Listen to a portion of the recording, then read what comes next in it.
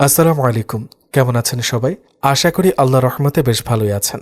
আমি আজকে আপনাদের সামনে হাজির হয়েছি নতুন একটা অসাধারণ গল্প নিয়ে। আশা করি আপনাদের কাছে বেশ ভালো লাগবে গল্পটি। যদি ভালো লেগে থাকে অবশ্যই গল্পটিতে লাইক দিবেন, কমেন্ট করবেন, শেয়ার করবেন এবং অবশ্যই সাবস্ক্রাইব করবেন। প্লিজ মা, আমাকে ছেড়ে দে। আমি তোর বাবা। আমার সাথে এমনটা করিস না। বাবা হয়ে মেয়ের ক্ষুধা মেটাতে পারো না? কেমন বাবা তুমি? তুই যদি এখন অন্য সাধারণ মানুষের মতো খেতে পারতি। কথা শেষ হওয়ার আগেই নিশিতার প্রিয় 4টি লাইন কবিতার ভঙ্গিমায় বলতে শুরু করে। আমি পিপাসিত, শিহরিত গুঞ্জন, আমার প্রিয় রক্ত আর প্রিয়জন। আর সাথে সাথে ঝাঁপিয়ে পড়ে সাদ সাহেবের ওপর। আজ সাদ সাহেব এবং তার স্ত্রী নিশাত বেশ চিন্তিত, কারণ আজ তাদের ভালোবাসার মধ্যে প্রাণ আসতে চলেছে, অর্থাৎ তারা বাবা মা হতে চলেছেন। অপারেশন থিয়েটারের বাইরে দাঁড়িয়ে এদিক ওদিক ছোটাছুটি করছেন সাদ সাহেব। ডক্টর জানান নিশাত এবং বাচ্চার কন্ডিশন খুবই খারাপ। অনেক জটিলতা নিয়ে অপারেশনটি সম্পূর্ণ হলো।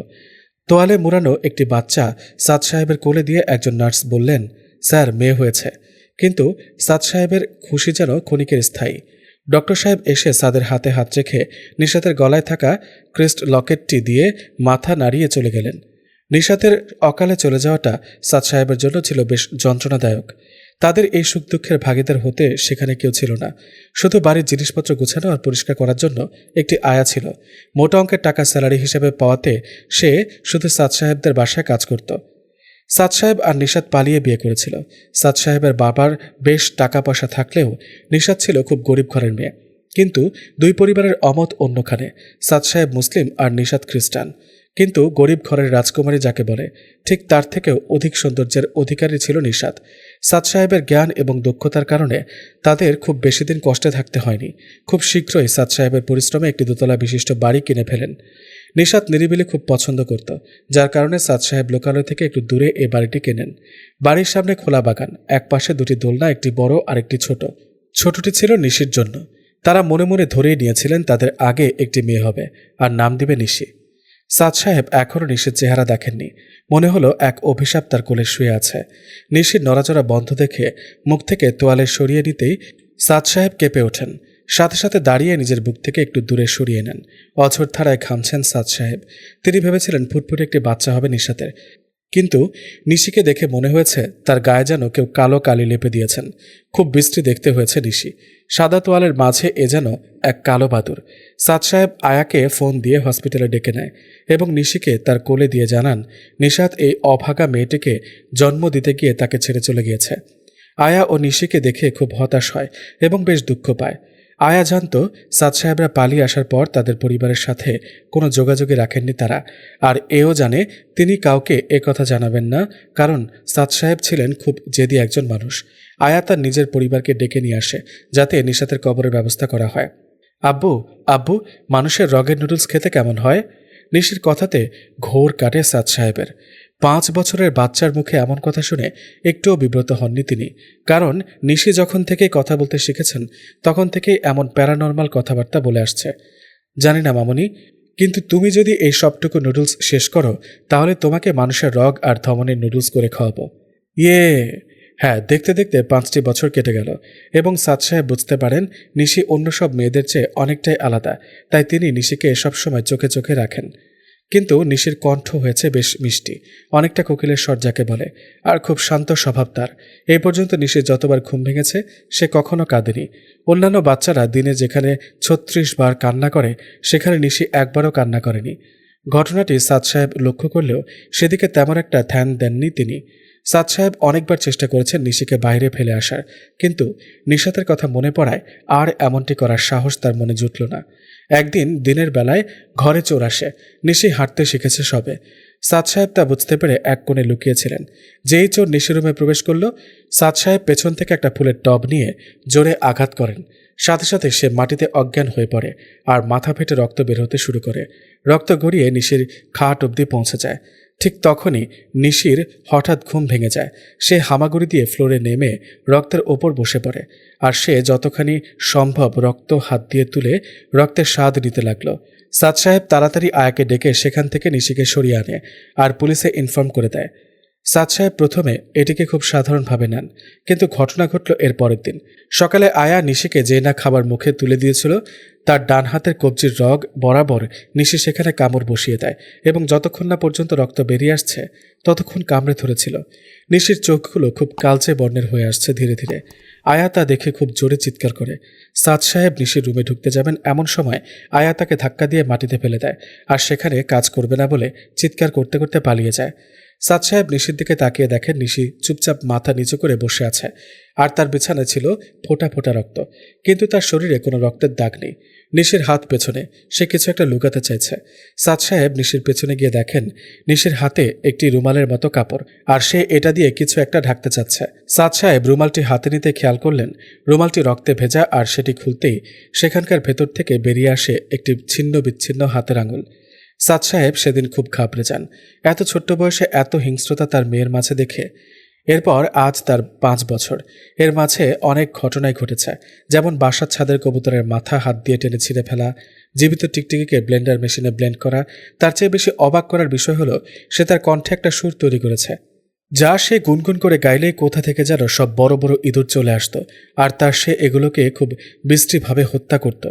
তার এসব অভ্যাস পরিবর্তন করতে তিনি তাকে সবসময় বাসার খাবারে অভ্যস্ত করার চেষ্টা করেন, কিন্তু কয়েকদিন ঠিক থাকলেও আবার সে আগের মতো আচরণ করে। সাদ সাহেব চাইলে বড় বড় ভালো ডাক্তার দেখাতে পারেন, কিন্তু কেন যেন তিনি সবার থেকে আড়াল করে রাখতে চাইলেন নিশিকে। বাসায় এ পর্যন্ত অনেক আয়া রাখা হয়েছে, কিন্তু নিশির অত্যাচারে কেউ বেশি দিন টিকেনি। আজকে সাদ সাহেব মানুষের রগের নুডলসের কথা শুনে বেশ বিপাকে পড়লেন। যে করেই হোক তার ধ্যান হটাতে হবে। নিশি কখনো সাদ সাহেবের কাছে কোনো কিছুর বায়না করেনি বা কোনো কিছু খুঁজেও নি, অবশ্য তার প্রয়োজন পড়ে না। মনে মনে নিশিকে ঘেন্না করলেও উপরে নিশির সাথে সবসময় ভালো সময় কাটান সাদ সাহেব। সাদ সাহেব নিশি বলে ডাক দিলেন। নিশি শুধু চোখ তুলে তাকালো। তোমাকে আজকে একটা জিনিস দেব। কি? প্যাকেট থেকে নিশাতের ক্রিস্ট লকেটটি বের করে তিনি নিশির গলায় পরিয়ে দেন। এটা তোমার মায়ের, কথাটি বলে তিনি নিশিকে অনেক গল্প শোনান। নিশি শুধু চুপচাপ শুনে যায়, কারণ তার মাথায় শুধু এখন একটি জিনিসই ঘুরপাক খাচ্ছে, যে করে হোক মানুষের রগের নুডলস খেতেই হবে। রাতে নিশি ঘুমিয়েছে কিনা তা দেখতে সাদ সাহেব রুমে প্রবেশ করলে সেখানে নিশিকে দেখতে পাননি। হঠাৎ তার বুকটি ধুপ করে ওঠে। এত রাতে কোথায় গেল নিশি? সারা বাড়ি খুঁজেও তিনি নিশিকে পাননি। একসময় মনে পড়ে ছাদে দেখা হয়নি।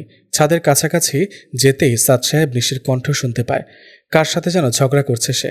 সাদ সাহেব ছাদের দরজার আড়ালে লুকিয়ে শুনছেন। কি হলো তোমাদের? তোমরা চুপ কেন? তোমাদের বলেছিলাম আমার জন্য একটা মানুষ এনে দিতে, তাও পারলে না। এখন আমি রগের নুডলস কি দিয়ে খাবো? সাদ সাহেবের মাথা বেয়ে ঘাম ছড়ছে। নিজেকে আড়ালে রেখে ছাদে একটু উঁকি দিয়ে দেখার চেষ্টা করেন। তিনি দেখতে পান কয়েকটা বাদুর ছাদের রেলিংয়ে বসে আছে আর ডানা নাড়ছে। হঠাৎই ধপাস করে একটা বাদুরকে জাপটে ধরে মেরে ফেলে নিশি। বাকি সব বাদুর উড়ে পালিয়ে যায়। নিশির হাতে থাকা বাদুরটি খুব ছটফট করছিল আর চেঁচাচ্ছিল, তবে বেশিক্ষণ ছটফট করতে হয়নি তার। নিশি একটি বড় হাঁ করেই বাদুরের মাথাটি এক কামড়ে ছিঁড়ে ফেলে। দেহটি মাটিতে ফেলে দিতেই তা উড়াল দেওয়ার চেষ্টা করে। কাটা মুরগির মতো ছটফট আর ঘুরপাক খেতে খেতে একসময় প্রাণ চলে যায়। নিশি দরজার দিকে তাকাতেই সাদ সাহেব সরে আসেন। নিশির মুখ দিয়ে কালচে বর্ণের রক্ত পড়ছিল। সাদ সাহেব ঘেন্নায় সেদিকে আর দেখতে পারেননি, কিন্তু শব্দ শুনে মনে হচ্ছিল নিশি বাদুরটির বাকি অংশগুলো খেয়ে ফেলেছে। সাদ সাহেব সেখানে হতে এক প্রকার পালিয়ে আসলেন। পরের দিন সকালে তিনি নিশির রুমে গিয়ে দেখেন গভীর ঘুমে ঘুমাচ্ছে সে। নিশিকে ঘুমালে দারুণ দেখায়, কালো হলেও অনেক মায়া আছে তার চেহারায়, কিন্তু ঘুম ভাঙলে এ যে এক হিংস্র শিশু তা বুঝে ওঠা মুশকিল। ঘড়িতে তখন দুপুর 12টা। নিশির ঘুম ভাঙে। এদিকে সেদিক তাকিয়ে সুর ধরল। কিছুক্ষণের মধ্যেই কয়েকটা বড় সাইজের ইঁদুর তার বিছানার ওপর উঠে এলো। সুর থামাতেই আচমকা এক থাবাতে সে একটি ইঁদুর ধরে ফেলল। ইঁদুরটির বড় লেজ নিশির হাতকে পেঁচিয়ে ধরেছিল। নিশি তাতে বিরক্ত বোধ করল এবং এক টানে তার লেজ ছিঁড়ে দূরে ছুঁড়ে মারল। ইঁদুরটি চেঁচামেচি করছিল। সে তার মুখ দুটি হাঁ করে মাছ দিয়ে চিড়ে ফেলল। ইঁদুরটির দেহ মাঝখান দিয়ে সোজাসুজি 2 ভাগে বিভক্ত হয়ে নিশির 2 হাতে চলে আসলো। নিশি তার চিরায়ত দেহর মাঝে খুঁটিয়ে খুঁটিয়ে দেখতে লাগলো। না, এখানে তো রগের মতো কিছু দেখছে না। ধুর! ইঁদুরটির ভেতরের অংশ একটু জিভ দিয়ে চেটে বাইরে ছুঁড়ে মারল। এসব কিছুই তার ভালো লাগছে না। নিজের হাতের কবজিতে থাকা রগের চামড়ার উপর জিভ দিয়ে চাটতে চাটতে নিচে নেমে এলো। সাদ সাহেবকে সে কোথাও দেখতে পেল না। হঠাৎ মনে হলো সে হয়তো বেসমেন্টে গিয়েছে। সাদ সাহেব তার প্রায় সময় বেসমেন্টেই কাটান। কিন্তু নিশির তা নিয়ে কোনো মাথা ব্যথা নেই। তার বাবা কি করেন না করেন বা বেসমেন্টে কেন এত দীর্ঘ সময় কাটান সে ব্যাপারেও সে কখনো জানতে চায়নি। অবশ্য একবার ভুলবশত সেখানে পৌঁছে গেলে সাদ সাহেব তাকে খুব বকাবকি করেন। নিশি ডাইনিং টেবিলে বসে আছে। সাদ সাহেব একটু পরেই সেখানে এসে হাজির হন। কি মামুনি, নাস্তা দিয়েছে বুয়া? অনেকটা নিচু স্বর করেই নিশি বলল, তুমি বলেছিলে আমাকে রগের নুডলস খাওয়াবে। হ্যাঁ, খাওয়াবো তো। তার আগে আমাকে একটা প্রমিস করতে হবে। কি প্রমিস আব্বু? রগের নুডলস খাওয়ার পর আমি তোমাকে যা যা খেতে দিব সেগুলোই খাবে, অন্য কিছু খাওয়া চলবে না। নিশি হেসে মাথা নাড়িয়ে হ্যাঁ সম্মতি জানায়। এদিকে জ্যাক বাংলাদেশে এসেছে ট্যুরের জন্য। এই নিয়ে অনেক দেশে সে ঘুরেছে, তবে একা একা। কাউকে সঙ্গী হিসেবে নেওয়াটা জ্যাক বোঝা মনে করে। তবে খুব বুদ্ধিমানও সে। যে দেশে ভ্রমণ করবে তার ভাষা আগে পুরোপুরি শিখে নেয়, যাতে তাতে কোনো ঝামেলাতে না পড়তে হয়।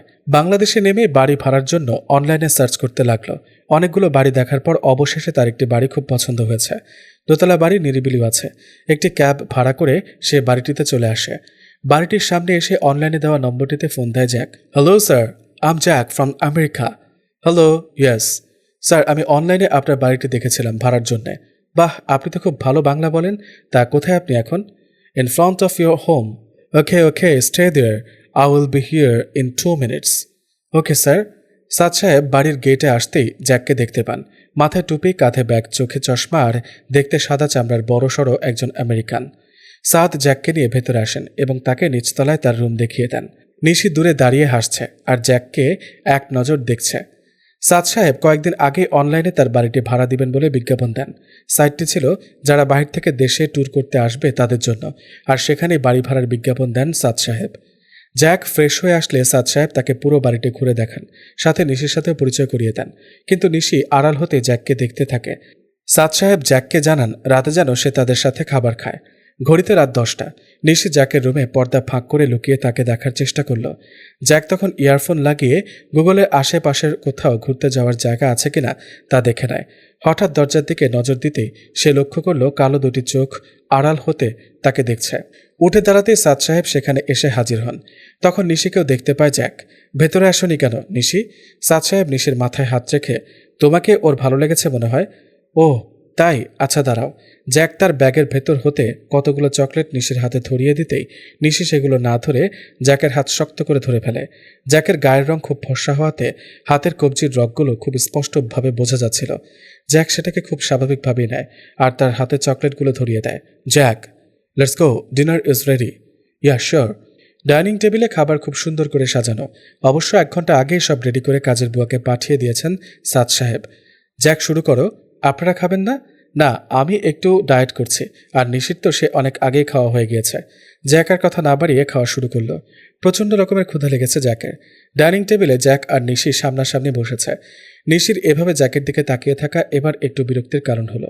অন্তত খাওয়ার সময় কেউ এভাবে তাকিয়ে থাকলে খাবারটা ঠিকভাবে হজম হয় না। তুমি আর একটু খাবে? নিশি চুপ করে এক দৃষ্টিতে তাকিয়ে রইল জ্যাকের দিকে। সাদ সাহেব গলা ছেড়ে, না সে খাবে না, বরং নষ্ট করবে এখন খেতে দিলে।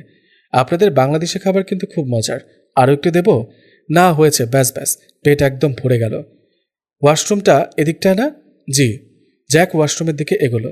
তুমি জ্যাকের দিকে এভাবে তাকিয়েছিলে কেন? বারে, তার ক্ষুধা লেগেছে, সে গপাগপ সব খেয়ে নিল। আর আমার ক্ষুধা লাগলো, তাই আমি আমার খাবারের দিকে তাকিয়েছিলাম।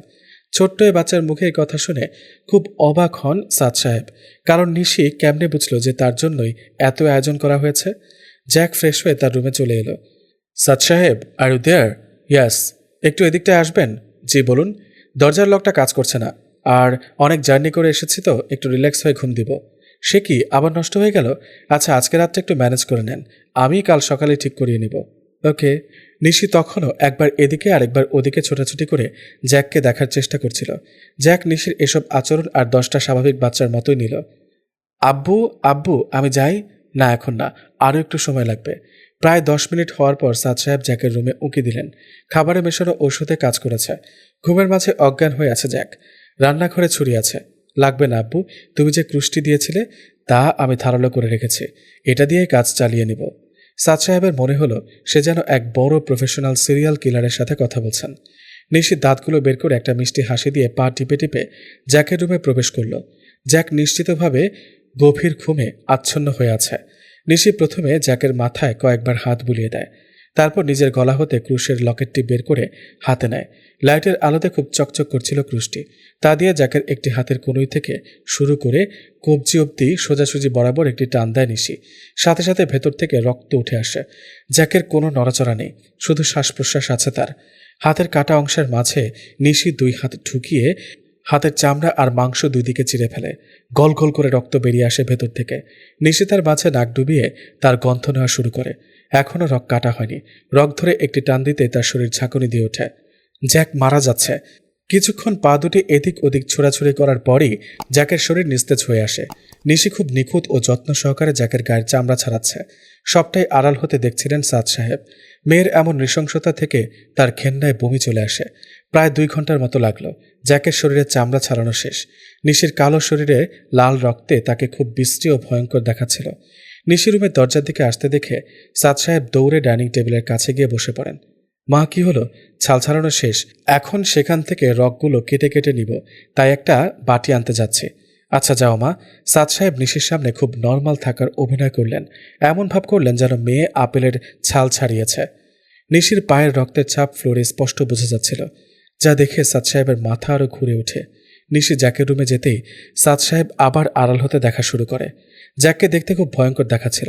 জ্যাক যে একটা মানুষ তা সাদ সাহেবের মনেই হচ্ছে না।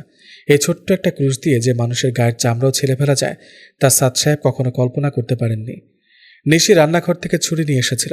ছুরিটি দিয়ে রগ আর ধমনী সব একে একে লম্বা করে কেটে কেটে বাটিতে নেয়। এরপর সে ছুরিটি জ্যাকের চোখের কোটরের নিচে ঢুকিয়ে একটু বাঁকা করে টান দিতেই রক্তসহ চোখটি ছিটকে বাইরে চলে আসে। নিশি তা দেখে আনন্দে মেতে ওঠে।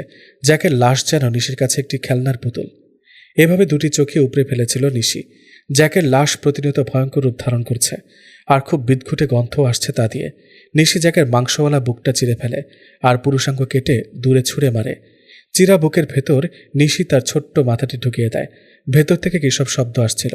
সাদ সাহেব বুঝতে পারেন নিশি আগের থেকে অনেকটা হিংস্র হয়ে ওঠে। তিনি সেখানে আর এক মুহূর্ত দাঁড়ালেন না।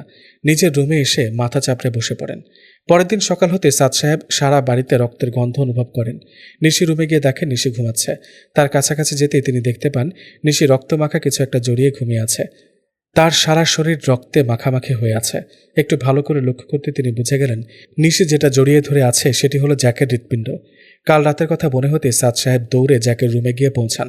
জ্যাকের শরীরে 1 ফোঁটা মাংস নেই, আছে শুধু কঙ্কাল আর জ্যাকের আস্ত মাথা, তাও চোখ ছাড়া। সাথে সাথে বমি করে দিলেন সাদ সাহেব। খুব বিশ্রী একটা গন্ধ আসছে তা দিয়ে। এদিকে বুয়া আসার সময় হয়ে গিয়েছে। সে এসে এসব দেখলে খুব ভয় পাবে। সাদ সাহেব তড়িঘড়ি করে বুয়াকে ফোন দেন। হ্যালো রত্না, আজ তোমার আসা লাগবে না। স্যার, আমি তো প্রায় চলে এসেছি। না, তুমি ফিরে যাও, আজকে আমরা একটু বাইরে যাব। এ বলে লাইন কেটে দেন তিনি। নিজেকে এবার খুব অপরাধী মনে হলো সাদ সাহেবের। তিনি ভেবেছিলেন নিশি তো তার কাছে কখনো কোনো আবদার রাখেননি। তার এই আবদারটি পূরণ করলে হয়তো সে স্বাভাবিক হয়ে উঠবে। এসব চিন্তা করতে করতে চোখ গেল টেবিলের দিকে। একটি বাটিতে লম্বা লম্বা রগ আর ধমনীগুলো রাখা আছে, দেখতে অনেকটা মরা কেঁচোর মতো। আর তার ওপরে জ্যাকের চোখ রাখা আছে। সাদ সাহেব কিছুক্ষণ সেখানে দাঁড়িয়ে রইলেন। এরপর তিনি বেসমেন্টে গিয়ে একটি ইনজেকশন এনে নিশির ঘুমন্ত শরীরে পুশ করে দেন। আগামী কয়েক ঘন্টার জন্য নিশি আরও ঘুমিয়ে থাকবে। সাদ সাহেব নাকে মুখে বড় তোয়ালে পেঁচিয়ে একটা বড় ড্রামে জ্যাকের শরীরের অবশিষ্ট অংশগুলো ভর্তি করে বাড়ির পেছনটাতে নিয়ে আসেন। তারপর সেখানে কেরোসিন তেল ঢেলে আগুন জ্বালিয়ে দেন। বাড়ি থেকে নিশি আর জ্যাকের বিছানার চাদর, বালিশ, গায়ে থাকা কাপড় এসব নিয়ে এসে জ্বলন্ত আগুনে ফেলে দেন। নিশির হাতে থাকা হৃৎপিণ্ডটি সহ জ্যাকের চোখ দুটো তিনি মাটিতে পুঁতে ফেলেন। নিজেই বাড়ির ফ্লোর পরিষ্কার করে নেন। নিশিকে গোসলও করিয়ে সাথে নিজেও ফ্রেশ হয়ে নেন। সব কিছু ঠিকঠাক, এখন শুধু এই দুর্গন্ধটা দূর করা বাকি। স্টকে থাকা 2টি রুম স্প্রে আজ শেষ করে ফেলেন সাদ সাহেব। জ্যাকের রুমে গিয়ে বাটিতে থাকা রগগুলো নুডলসের সাথে মিশিয়ে ভেজে ফেলেন। কেমন যেন লেপ্টে আছে সব। নিশি রুমে একবার উঁকি দিয়ে দেখেন নিশি এখনও ঘুমাচ্ছে। এই ছোট্ট মেয়েটি যে একটা 24-25 বছরের মানুষ খেয়ে ফেলতে পারে তা চিন্তা করতেই সাদ সাহেবের গা শিউরে ওঠে। হঠাৎ মনে হলো জ্যাকের পরিবার যদি জ্যাকের খোঁজ করে না পেয়ে যদি পুলিশে ফোন করে। সাদ সাহেব জ্যাকের মোবাইল সহ ব্যাগপত্র গুছিয়ে গাড়ি নিয়ে বের হয়ে পড়েন। যাওয়ার আগে নিশির জন্য একটা চিঠি লিখে যান, সাথে দরজা ঠিকমতো আটকে দেন। দুপুর প্রায় 2টা। সাদ সাহেব বাসায় ফিরতে দেখেন নিশি মাটিতে বসে আছে। আশেপাশে আবারও রক্তের ছড়াছড়ি। তিনি দেখতে পেলেন 4 পা বিশিষ্ট একটি প্রাণীর চামড়া ছিঁড়ে ফেলা হয়েছে। প্রাণীটি এখনও একটু একটু নড়াচড়া করছে। নিশি তার হাতে থাকা ক্রুশটি দিয়ে সে প্রাণীটির বুক চিরে ফেলে। কিছুক্ষণ গড়াগড়ি করার পর প্রাণীটির দেহ নিস্তেজ হয়ে আসে। নিশি সুর ধরেছে, আর সাথে সাথেই একটা ইঁদুর এসে সেখানে হাজির হয়। সাদ সাহেব বুঝতে পারেন নিশি যে প্রাণীটিকে হত্যা করেছে তা ছিল একটি বিড়াল। কিন্তু এখানে বিড়াল আসলো কোথা থেকে?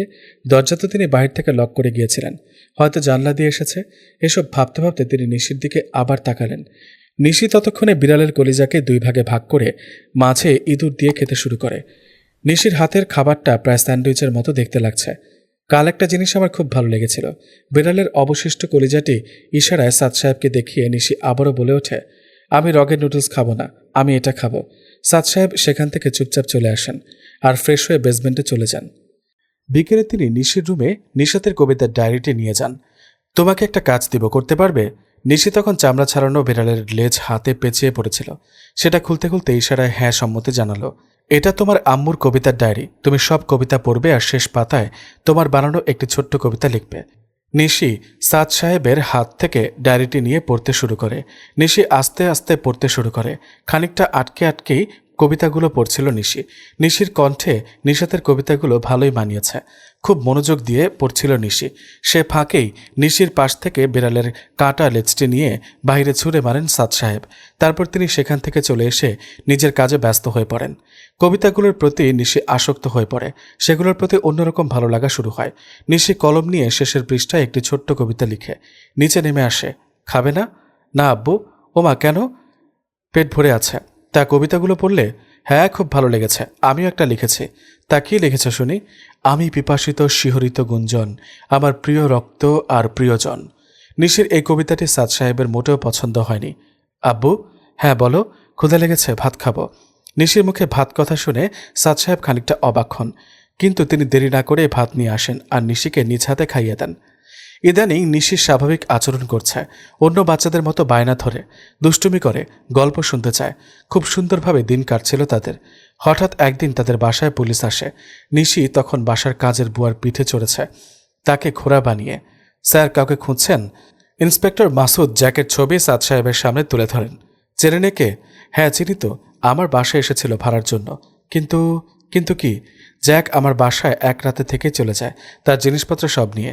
হ্যাঁ, তার জিনিসপত্র সহ মোবাইলটি আমরা একটি ব্রিজের নিচে পেয়েছি। তার ফোন ট্র্যাক করে জানতে পারলাম সে আপনার বাড়িতে এসেছিল। স্যার, সে কি কোনো ক্রিমিনাল? আমার ভাড়াটাও দেয়নি সে। এক রাতের জন্য ভাড়া নেন বুঝি? না স্যার, মানে আমি তো শুধু ট্যুরিস্টদের জন্যই রুম ভাড়া দিই। তাই অনেকে একদিনও থাকেন, আবার কেউ এক সপ্তাহ। ঠিক আছে ঠিক আছে, কিন্তু জ্যাক কোনো ক্রিমিনাল না, সে গুম হয়ে গিয়েছে আজ থেকে কয়েক মাস আগে। কথা শেষ হতে মাসুদ স্যারের চোখে যায় নিশির দিকে। নিশি মাসুদ স্যারের দিকে এক নজরে তাকিয়ে আছে। তার চোখগুলো আবারও আগের মতো কালচে বর্ণের হয়ে আসছে। ঠিক আছে মিস্টার সাদ। হ্যাঁ সাদ সাহেব, আমরা আবার আসব। জিজ্ঞাসাবাদ এখনও কিছু বাকি আছে। মাসুদ স্যার সেখান থেকে চলে গেলে সাদ সাহেব নিশির দিকে তাকান। নিশি আগের মতো স্বাভাবিক হয়ে আসে। এর মাঝে মাসুদ স্যার তাদের বাসায় বেশ কয়েকবার আসে এবং তাদের তল্লাশি করেন, কিন্তু কোনো প্রমাণই মিলল না যে জ্যাকের এভাবে গুম হয়ে যাওয়ার পেছনে সাদ সাহেবের হাত আছে। দেখতে দেখতে নিশির বয়স প্রায় 16। আজ সাদ সাহেব সিদ্ধান্ত নিয়েছেন নিশিকে নিয়ে বাইরে বের হবেন, যেহেতু নিশি এখন মোটামুটি স্বাভাবিক আচরণ করছে।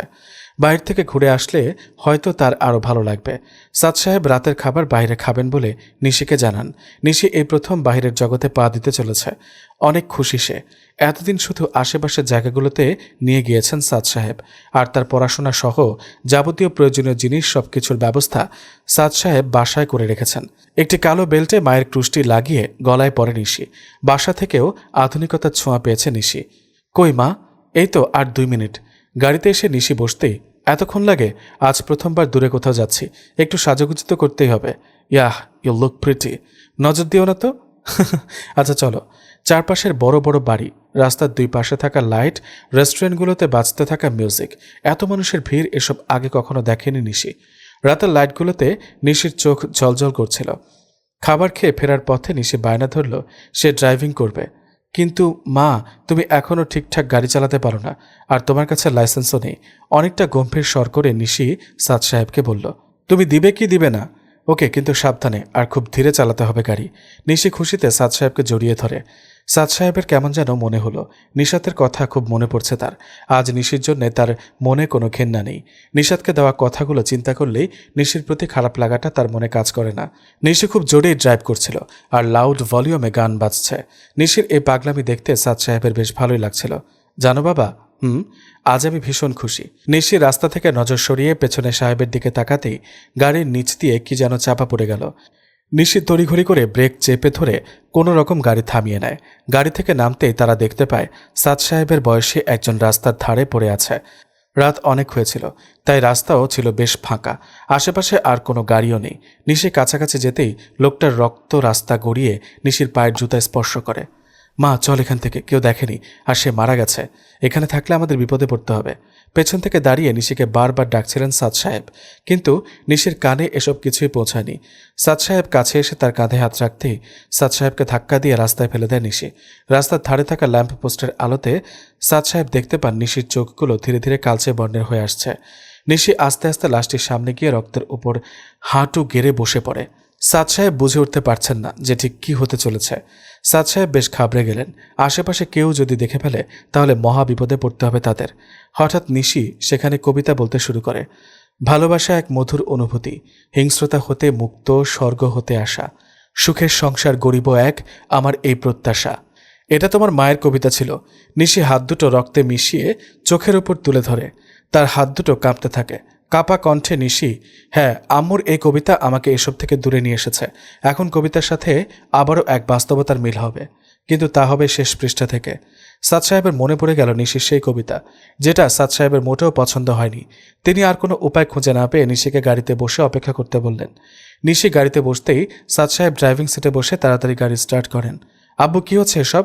চুপ, কোনো কথা না। নিশি গাড়ির দরজা খুলতে চাইছে কিন্তু পারছে না।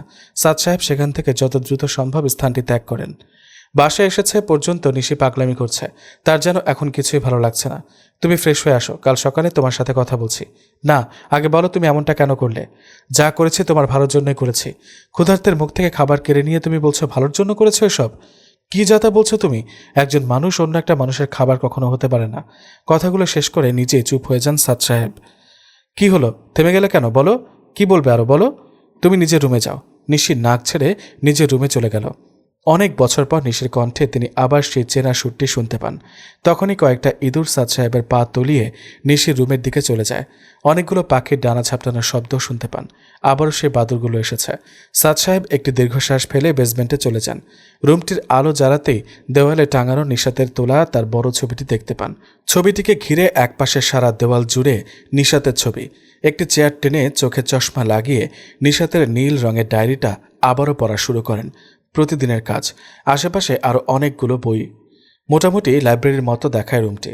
প্রথম কতগুলো পৃষ্ঠায় শুধু নিশাতের ফ্যামিলি সম্পর্কে লেখা। অনেক কষ্টে লালন পালন করেছে তাকে। সাদ সাহেব লেখাগুলোতে শুধু চোখ বুলান মাত্র। তারপর ডায়েরির মাঝামাঝি পাতায় চলে যান। ডায়েরির পাতা হতে বিগত দিনগুলির স্মৃতিতে চলে যান সাদ সাহেব। সাদ, কথা দাও তুমি আমার পেটের এই সন্তানকে হত্যা করবে না। নিশি যেমনই হোক আর যেরকমই হোক, তুমি তাকে মেনে নিবে। আমি জানি তুমি এরকমটা শুধু আমার জন্য করছো। তুমি এখনও বুঝতে পারছো না নিশাত, আমার কিচ্ছু হবে না। তুমি শুধু শুধু চিন্তা করছো। এবার প্রমিস হিসেবে কপাল একটা চুমু খাও। বাবা, এতদিন তো কাছে আসতে দাওনি, আর আজ সোজা চুমু? তা ব্যাপার কি বলো তো? শুধুমাত্র কপালে একটা চুমু দিবা, আর বেশি কিছু না। ধ্যাত, তুমি না অনেক ভীতু। আমি আমার বউয়ের কাছে আসবো তাতে কার কি? আর তাকেও আসতে দাও না, দেখি কি করতে পারে সে। হয়েছে হয়েছে, ঢং দেখাতে হবে না। যেটা বলেছি সেটা করো। সাদ সাহেব এসব ভাবতে ভাবতে কখন যে ঘুমিয়ে পড়ে টেরি পাননি। স্বপ্নে তিনি নিশাতকে দেখছেন। নিশাতের সাথে খুনসুটি, হাসি ঠাট্টা, রাগ, অভিমান। সাদ সাহেবের চোখের কোণায় যে বিন্দু বিন্দু পানি জমেছিল তা এখন গড়িয়ে নিশাতের ডায়েরির পাতাকে রোনাক্ত করে তুলেছে। নিশাতকে জড়িয়ে ধরে আছেন এমন সময় এক কালো ছায়া এসে অট্ট হাসি দিয়ে তাদেরকে দেখছে। সাথে সাথে সাদ সাহেবের ঘুম ভেঙে যায়। ঘড়ির দিকে তাকাতে তিনি খেয়াল করেন সকাল হয়ে যায়। ডায়েরিটা বন্ধ করে চশমা সহ ড্রয়ারে রেখে একবার নিশাতের ছবিগুলোর দিকে তাকান। এরপর ফ্রেশ হয়ে এসে বই পড়া শুরু করেন। এতদিন এত বই পড়েও কোনো লাভ হয়নি। এখনও কোনো লাভ হবে কিনা জানা নেই তার। তবুও জ্ঞান ধারণের তো কোনো শেষ নেই, আর এর থেকে পরিত্রাণ পাওয়ারও রাস্তাও খুঁজে বের করতে হবে তার। বেসমেন্ট থেকে উপরে এসে এমন একটা দৃশ্য সাদ সাহেব দেখবেন কল্পনাও করেননি। কাজের বুয়ার কাটা ঘাট থেকে গল গল করে বের হওয়া রক্তগুলো পান করছে নিশি। আজ নিশি যেন অনেক দিনের পিপাসিনী। বুয়ার কাটা মাথাটির চোখ দুটো সাদ সাহেবের দিকে চেয়ে আছে। নিশি তার দিকে তাকিয়ে একটা মুচকি হাসি দেয়। তারপর লাশের পেটের ওপর বসে পেটটি দুই দিকে ধরে টান দিতে কাপড় ছেঁড়ার মতো শব্দ করে পেটটি দুই দিকে চিরে যায়। আর তখনই এক গাদা রক্ত নিশির মুখে ছিটকে পড়ে। সাথে সাথে পেটের সব নাড়িভুড়িও বের হয়ে আসে। এমন দৃশ্য সাদ সাহেব আর নিতে পারলেন না। মাথা ঘুরে তিনি দেওয়ালের সাথে পিঠ ঠেসে বসে পড়েন। সাদ সাহেবের মুখ দিয়ে কোনো শব্দ বেরোচ্ছে না। নিশি এদিকে বুয়ার লাশটি সম্পূর্ণ উলঙ্গ করে ফেলে। সে তার গলা থেকে ক্রুশটি বের করে লাশের বুকে জোরে কয়েকটা আঘাত করে। ধকধক শব্দ আসছে। মনে হচ্ছে যেন কোরবানির গরুর হাড় করে কেউ কোপাচ্ছে। বুকের হাড়গুলো ভাঙার স্পষ্ট শব্দ শোনা যাচ্ছে। ক্রুশ দিয়ে বুকের মাঝে যতটুকু সম্ভব চিরে নেয়, যাতে নিশি হাত ঢুকিয়ে পুরো বুকটা চিরে ফেলতে পারে। নিশি তাই করল। ওপাশ থেকে রক্ত সাদ সাহেবের দিকে গড়াতে থাকলো। সাদ সাহেব সেখান থেকে উঠে দাঁড়ানোর আপ্রাণ চেষ্টা করেন। এদিকে নিশি বুকের ভেতর হাত ঢুকিয়ে টান দিয়ে লাশটি থেকে হৃৎপিণ্ড ছিঁড়ে বের করে আনে। হৃৎপিণ্ডটি হাতে তুলে সাদ সাহেবের দিকে বাড়িয়ে দেয় নিশি। হাত দুটো উপরে করে ধরে হাঁ করে মুখ খুলে নিশি। হৃৎপিণ্ড থেকে টপ টপ করে ঝরতে থাকা রক্ত নিশির মুখের ভেতর গিয়ে পৌঁছাচ্ছে। এরপর আচমকায় সেটির উপর হামলে পড়ে নিশি। প্রায় 1 মিনিটেই খাওয়া শেষ। নিশির মুখ থেকে আসা খাওয়ার শব্দ পরিবেশকে আরো ভয়ানক করে তুলছে। আব্বু, আব্বু। সাদ সাহেব উত্তর দিতে পারছেন না। নিশির পুরো মুখ রক্তে মাখা। শুধু তার সাদা দাঁতগুলো আর কালো চোখগুলো বোঝা যায় দৃশ্যমান। আব্বু, বুয়াকে বলেছিলাম আমার ক্ষুধা লেগেছে, খেতে দাও। সে আমাকে দুধ আর পরোটা গরম করে দিল। আচ্ছা তুমি বলো, আমি কি এসব খাই? সাদ সাহেব বুঝতে পারছেন না, কালো তো সে স্বাভাবিক খাবার খেয়েছিল, হঠাৎ কেন আবারও এরকম আচরণ করছে। ঠিক তখনই তার কাল রাতের অ্যাক্সিডেন্টের কথা মনে পড়ে। হ্যাঁ, নিশ্চয়ই রক্তমাখা ওই লাশটি দেখে নিশির মনে আবারও হিংস্রতা জেগে উঠেছে। নিশির ডাকে ঘোর কাটে সাদ সাহেবের। আব্বু আর খেতে ইচ্ছা করছে না, বুয়াকে ডিপ ফ্রিজে ঢুকিয়ে রাখি। সাদ সাহেব ছোট্ট করে বললেন, কারণ নিশির এই শক্তির ও হিংস্রতার সামনে সাদ সাহেবের আর কিছু করার থাকে না। নিশি যখন ওয়াশরুমে ফ্রেশ হচ্ছিল, সাদ সাহেব চুপি চুপি নিশির রুমে প্রবেশ করেন। রুমের কি অবস্থা! কয়েকটা বাদুর মরে পড়ে আছে, আর ইঁদুরগুলো সেগুলো ছিঁড়ে ছিঁড়ে খাচ্ছে। সাদ সাহেব নিশাতের কবিতার ডায়েরিটা খুঁজতে থাকে। কিছু খুঁজছো আব্বু? সাদ সাহেব হকচকে ওঠেন। মানে না, তোমার আম্মুর কবিতার ডায়েরিটা। ও হ্যাঁ, দাঁড়াও, এই নাও। ডায়েরি দেখে সাদ সাহেব বেশ অবাক হন, কারণ ডায়েরিতে ছিল একটি মাত্র পৃষ্ঠা। জিজ্ঞাসু দৃষ্টিতে নিশির দিকে তাকাতে নিশি হেসে ওঠে। আব্বু, এই ডায়েরিতে থাকা আম্মুর লেখা কবিতাগুলো কাল ছিঁড়ে ফেলেছে। আমার সাথে না যায় না এগুলো, আম্মুর লেখাগুলো। এতদিন অনেক চেষ্টা করেছি, কিন্তু আর পারছি না আমি। সাদ সাহেবের চোখ লাল হয়ে আসে। অনেক রাগ হতে লাগলো নিশির প্রতি। নিশি কিছু বুঝে ওঠার আগেই তার গালে কষে একটা চর বসান সাদ সাহেব। নিশি মাথা নিচু করে কাঁপতে থাকে। মাথা তুলে সাদ সাহেবের দিকে তাকাতেই সাদ সাহেব একটু দূরে সরে আসেন। নিশির চোখগুলো পুরোপুরি কালচে বর্ণের হয়ে আছে। সাদ সাহেব কথা না বাড়িয়ে সেখান থেকে চলে আসেন। নিচে এসে রক্তে মাখা ফ্লোর পরিষ্কারের কাজ শুরু করেন। ওপর থেকে কী সব শব্দ শোনা যাচ্ছে, জিনিসপত্র ভাঙার শব্দ। এই প্রথম তিনি নিশির গায়ে হাত তুলেছেন। নিশাতের ডায়েরিতে এখন শুধুমাত্র একটি পৃষ্ঠা, আর তাতে সে সাদ সাহেবের অপছন্দের কবিতাটি রয়েছে, যা নিশি লিখেছিল। সাদ সাহেব সেটিও ছিঁড়ে ফেলেন, আর ডায়েরির কভারটি বুকে নিয়ে বেসমেন্টে এসে বসে পড়েন। টেবিলে থাকা ল্যাম্পটির সুইচ একবার অন আর আরেকবার অফ করছেন। ভাবছেন, বুয়ার ঘরের কেউ যদি তাকে খুঁজতে আসে তাহলে কি জবাব দিবেন তিনি। সাদ সাহেব হাত পা ছড়িয়ে মেঝেতে বসে পড়েন, আর হাউমাউ করে কাঁদতে কাঁদতে নিজের চুল নিজেই ছিঁড়তে থাকেন। এদিকে সকাল গড়িয়ে দুপুর হয়ে গেল। ডাইনিং টেবিলে বসে আছে নিশি। বুয়ার লাশের অবশিষ্ট অংশগুলো ছিঁড়ে ছিঁড়ে খাচ্ছে সে। সাদ সাহেব থ মেরে দাঁড়িয়ে রইলেন। নিশি বারবার সাদ সাহেবের দিকে তাকাচ্ছে আর হাসছে। অনেকটা নেশাগ্রস্তের মতো দেখাচ্ছিল নিশিকে। চেহারার মায়া মমতার সব যেন উধাও হয়ে গিয়েছে। লাশটা থেকে গন্ধ আসছিল খুব। তাই সাদ সাহেব ছাদে চলে গেলেন। নিশাতের প্রতি আজ অনেক অভিমান সাদ সাহেবের। আকাশ পানে চেয়ে অভিমানী সুরে প্রশ্ন ছুড়ে যাচ্ছেন একের পর এক। কি পাপ করেছে আমি? কেন আমায় শাস্তি দিচ্ছ? একদিকে ভালোবাসার মানুষকে দেওয়া সেই কথা, অন্যদিকে তার এই হিংস্রতা। সাদ সাহেব অনেকবার চেষ্টা করেছেন নিশির অগোচরে তাকে মেরে ফেলার, কিন্তু নিশাতের স্মৃতিগুলো যেন তখনই এসে সাদ সাহেবের হাতে কামড়ে ধরে। খানিকটা পরেই সাদ সাহেবের মোবাইলে রিংটোন বেজে ওঠে। হ্যালো সাদ সাহেব, জি বলছি। আমি অনলাইন বইশপ থেকে বলছি। আপনি কয়েকটা বই অর্ডার করেছিলেন। আমি তো এখন আপনার বাসার সামনে। সাদ সাহেব বাসার সামনে শুনেই তাড়াতাড়ি নিচে নেমে পড়েন, কারণ এমন অবস্থায় যদি নিশিকে কেউ দেখে ফেলে বা নিশি যদি তাকে দেখে ফেলে তাহলে মহা ঝামেলা হয়ে যাবে।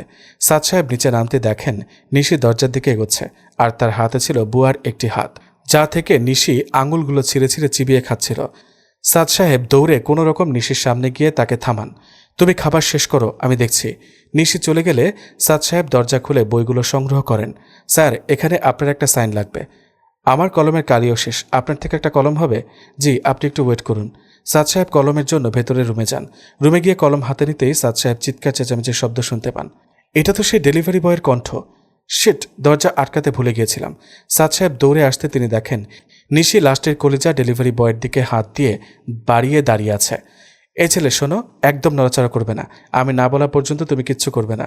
স্যার স্যার, আমাকে যেতে দিন স্যার। আমি আর কোনোদিন এখানে আসবো না স্যার, প্লিজ স্যার। আর এখানকার কথাও বাইরে গিয়ে কাউকে কিচ্ছু বলবো না। ছেলেটা বেশ ঘাবড়ে গিয়েছে, চোখে মুখের পানিগুলো স্পষ্ট বোঝা যাচ্ছে।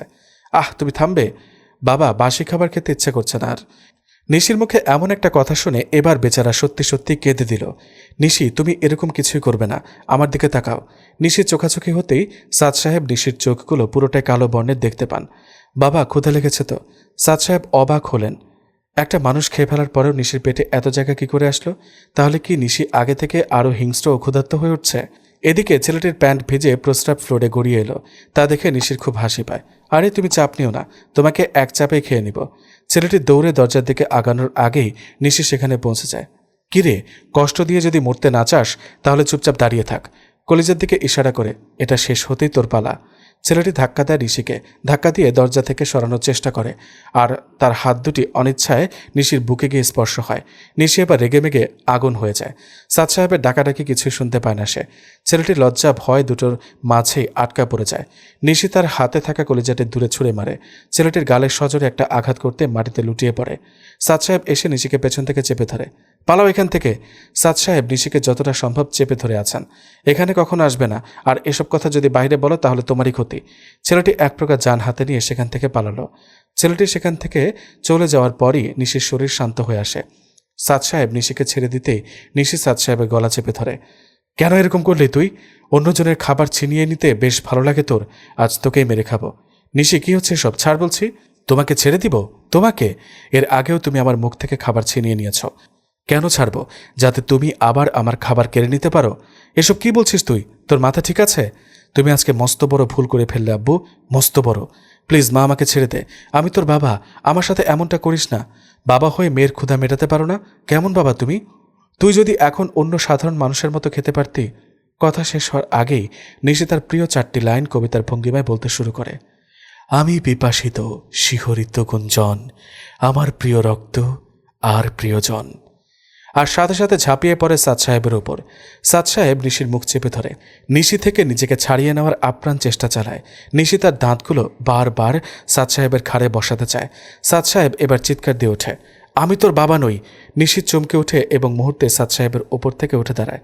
সাদ সাহেব কোনোরকম উঠে বসেন। তার হাতের চামড়া ছিঁড়ে রক্ত ঝরছে। হাত দিয়ে ছিঁড়ে যাওয়া অংশে চেপে ধরে সাদ সাহেব উঠে দাঁড়ানোর চেষ্টা করেন। এই যে রক্তগুলো দেখছো, এই রক্ত তোমার শরীরে বইছে না? কি বলতে চাও তুমি? হ্যাঁ, তুমি আমার মেয়ে নাও।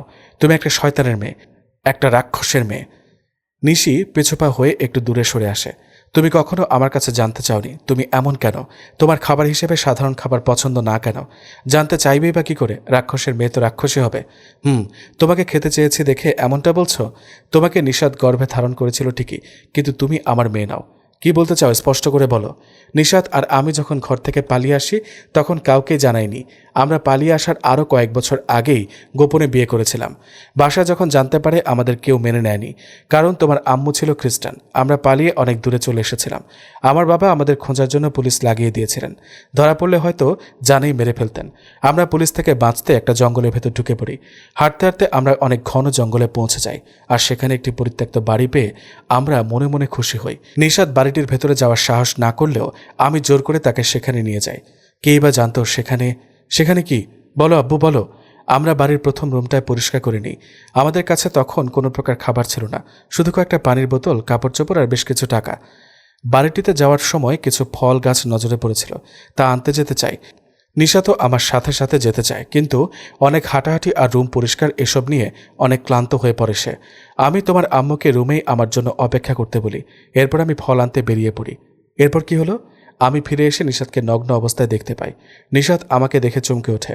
নিশাত আমাকে দেখে অবাক হয়। তার কাছে জানতে চাই এ অবস্থা কেন।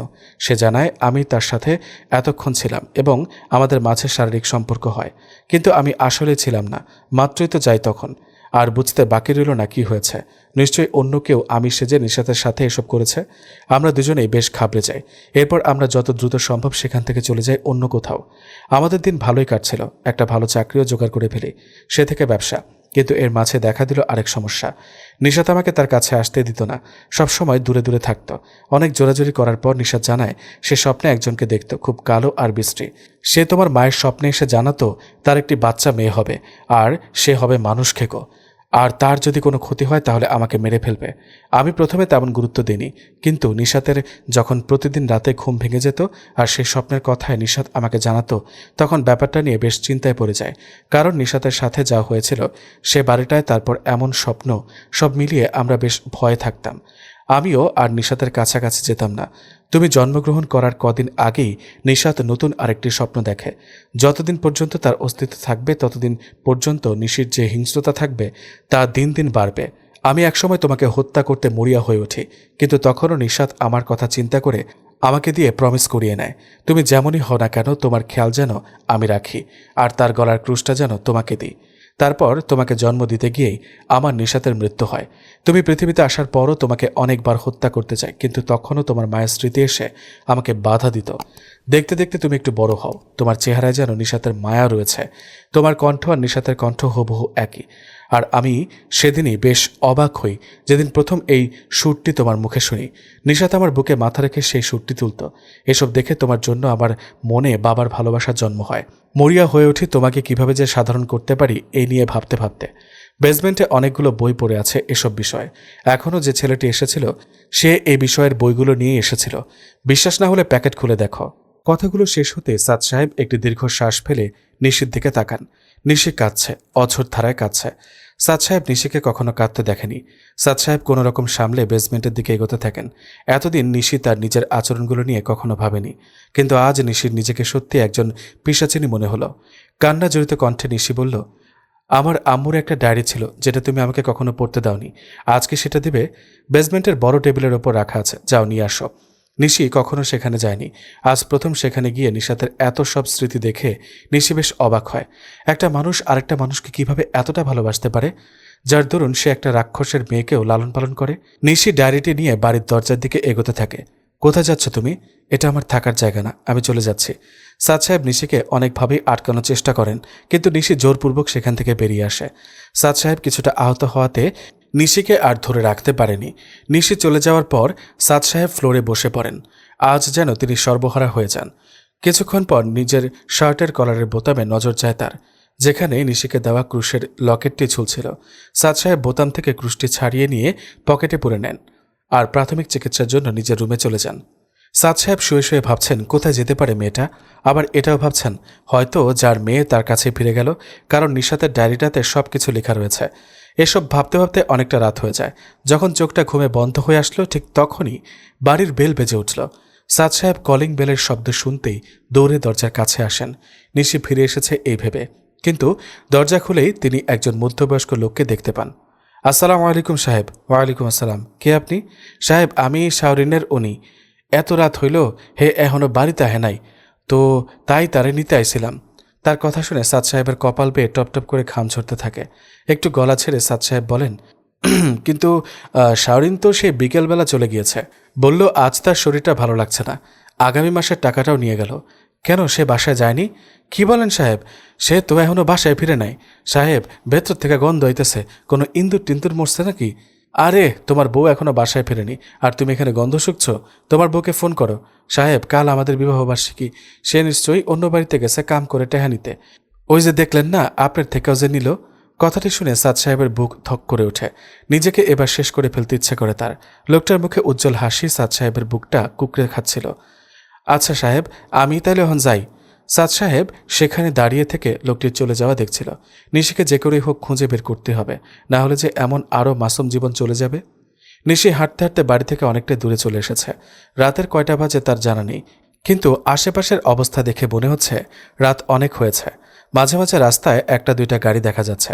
সামনে রাস্তার পাশে একটা বেঞ্চ দেখতে পায় নিশি, আর তাড়াতাড়ি সেখানে গিয়ে বসে পড়ে। বেঞ্চের পাশে ছিল ল্যাম্পপোস্ট। ল্যাম্পপোস্টের আলোতে নিশির নজর ডায়েরিতে ভালোভাবে পড়ে। সে ডায়েরিটি পড়া শুরু করে। একে একে সবটা পড়ে ফেলে সে। সাদ সাহেব যা যা বলেছেন সবটাই এখানে লেখা আছে। তবে নিশির জন্য সবথেকে দারুণ খবর হলো সেখানে জঙ্গলটির ঠিকানা রয়েছে। নিশি মনস্থির করে যে সেখানে যাবে, আর এর মাঝে যে করে হোক তাকে স্বাভাবিক থাকতেই হবে। এসব ভাবতে না ভাবতে সে অনুভব করে তার ঘাড়ে কেউ একজন স্পর্শ করছে। বসা থেকে তাড়াতাড়ি উঠে দাঁড়ায় নিশি। পেছনে ফিরতে দুজন ছেলেকে দেখতে পায় সে। ছেলেগুলোকে দেখতে অনেকটা নেশাগ্রস্তদের মতো দেখাচ্ছিল। এ মেয়ে আজকে রাতে রানী হবে আমাদের? আরে ভাই, ও তো রাজি আছে। না হলে একলা একটা মেয়েকে এত রাতে বাড়ির বাইরে বের হয়? নিশি তাদের সামনে খুব হাতজোর করে মিনতি করে যাতে তাকে ছেড়ে দেয়। নিশির মনে অনেক হিংস্রতা জাগলেও সে স্বাভাবিক থাকার চেষ্টা করে। একজন নিশির হাত থেকে ডায়েরিটি নিয়ে ছুঁড়ে মারে, অন্যজন নিশিকে জোরপূর্বক ব্রেঞ্চেতে শোয়ায়। নিশি নিজেকে ছাড়ার আপ্রাণ চেষ্টা করে, শেষে নিজের চোখ বুঝে নেয়। আরে ভাই, বলেছিলাম না মেয়ে রাজি। মেয়ে তো তাই তো, ওই একটু ন্যাকামো করছিল আর কি। নে ভাই, শুরু কর। নিশির উপরে থাকা ছেলেটি নিশির মুখের কাছে মুখ আনতেই নিশির চোখ খোলে। কালো বর্ণের চোখ দুটো ল্যাম্প পোস্টের আলোতে ঝলমল করছিল। সাথে সাথে নিশি ছেলেটির নাক কামড়ে পুরো নাকটা ছিঁড়ে মুখের ভেতর নিয়ে আসে। ছেলেটি নিজের নাকের কাটা অংশসহ মুখ চেপে চিৎকার করে উঠে পড়ে। আরে ভাই, কি হলো? জিহ্বাতে কামড় বসিয়েছে নাকি? দ্বিতীয় ছেলেটি তার কথা শেষ করে যখন নিশির দিকে এগোলো, নিশি তখন ওই নাকটি চিবিয়ে খাচ্ছিল, আর তার মুখ বেয়ে রক্ত পড়ছিল। এমন চিত্র ছেলেটি আগে কখনো দেখেনি। তার প্যান্ট বেয়ে প্রস্রাব গড়িয়ে রাস্তাকে ভিজিয়ে দিচ্ছিল। নিশি তা দেখে একটা মুচকে হাসি দিল। নোংরা করে দিলি তো? এখন তোর নিচের অংশটা খাই কি করে বলতো? ছেলেটি হাউমাউ করে কান্না শুরু করে দিল। প্লিজ আপু, প্লিজ আমাদের ছেড়ে দাও। আর কখনো কোনো মেয়েদের সাথে এসব করবো না। এসব কি চোখ তুলেও তাকাবো না। আরে জানিস, আমিও এতক্ষণ ভাবছিলাম মানুষ খাওয়া ছেড়ে দেব, আমিও ভালো হয়ে যাব। ঠিক তখনই তোরা এলি। একটা থু দিয়ে নিশি নাকের কঞ্চি হাড্ডি ফেলে দিল। নাক হারানো ছেলেটি তো বেচারা বসে বসে কাঁদছে। নিশি দ্বিতীয় ছেলেটিকে জানায় যদি সে বাঁচতে চায় তাহলে নিশি যা বলবে তা করতে হবে। নিশি নিজের গলায় হাত দিতে খেয়াল করে ক্রুশটি তার গলায় নেই। এদিক ওদিক খুঁজেও সে ক্রুশটিকে খুঁজে পায়নি। কাপা কণ্ঠে ছেলেটি বলল, আপু কিছু খুঁজছো? না কিছু না। তোদের ব্যাগে কি কি আছে রে? কই কই কিছু না তো। বলবি নাকি খাওয়া শুরু করবো তোদের? এই তো কয়েকটা মদের বোতল, ছুরি আর কিছু এমনি জিনিসপত্র। দে ছুরিটা দে। ছুরির কথা শুনতেই দুজনে আবারও কেঁদে ওঠে। তোরা কি বাঁচতে চাস না নাকি? দিচ্ছি দিচ্ছি। ছুরি নিশির হাতে আসতেই নাক কাটা ছেলেটিকে বেঞ্চে এসে বসতে বলে। দ্বিতীয় ছেলেটির হাতে ছুরি ধরিয়ে দিয়ে নিশির নাক কাটা ছেলেটির হাত পেছন থেকে আটকে রাখে। সাথে সাথে দুজনেও আবার চিৎকার করে ওঠে। দেখ, চিৎকার করবি, দুজনেই মরবি। আর তুই, হ্যাঁ, তোর জান যদি তোর কাছে প্রিয় হয় তাহলে আমি যেমনটা বলছি তেমনটা কর, না হলে একে ছেড়ে তোকে খাবো। নিশির কথা শুনে নাক কাটা ছেলেটি নিজেকে ছাড়িয়ে নেওয়ার অনেক চেষ্টা করে, কিন্তু নিশির শক্তির সাথে কিছুই পেরে উঠছিল না। শোন, এখন ওর জিভ কেটে নে। দোস্ত, আমাকে ক্ষমা করে দিস। ছেলেটির সাথে সাথে ছুরি দিয়ে নিশির মুখে আঘাত করে। নিশির মুখ অনেকটা কেটে যায়, কিন্তু কাটা অংশগুলো আবারও ভরে যেতে থাকে, আর নিশির মুখ আগের মতো স্বাভাবিক হয়ে যায়। নিশি তখনও ছেলেটিকে খুব শক্তভাবে ধরেছিল। নিশিকে আঘাত করা ছেলেটি এবার খুব জোর চিৎকার দিয়ে কাঁদতে থাকে। ও মা গো রে মা, আর করব না। ও মা গো, ও মা, আমি ওর জিভ কাটবো। আমাকে ছেড়ে দাও। আল্লাহ রে, বাঁচাও আমাকে। এই তোর নাটক শেষ হলে এবার কাজে আসি। ও মা গো, দোস্ত আমাকে ক্ষমা করে দে, প্লিজ জিভ বের কর তোর। কিন্তু সে কিছুতেই মুখ খুলছে না।